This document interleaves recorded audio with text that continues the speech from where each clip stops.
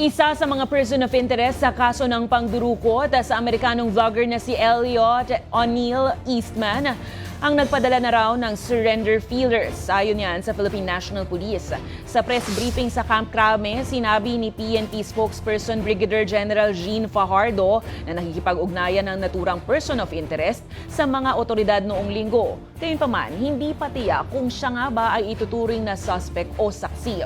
Matatandaang dinukot ang 26-year-old at taga Vermont, USA na si Eastman at asawa ng isang Pilipina noong October 17 sa barangay Sibuco, Zamboanga del Norte. Wala pang kumpirmasyon kung may kaugnayan ng mga dumukot kay Eastman sa Abu Sayyaf Group na humina na ang puwersa sa Zamboanga Region, Sulu at Basilan ayon sa mga otoridad.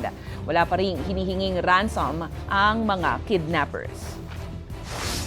They are pursuing good lead now because they already identify one particular person who could give more information that could lead to the possible allocation po at least whereabouts po nitong si kidnap victim. As to the identity of these POIs po, ipagpaumanhin niyo muna ma'am, hindi ko muna po ibigay kung ano po yung relationship po niya dito sa kidnap victim o yung iba pa pong mga tao within the community.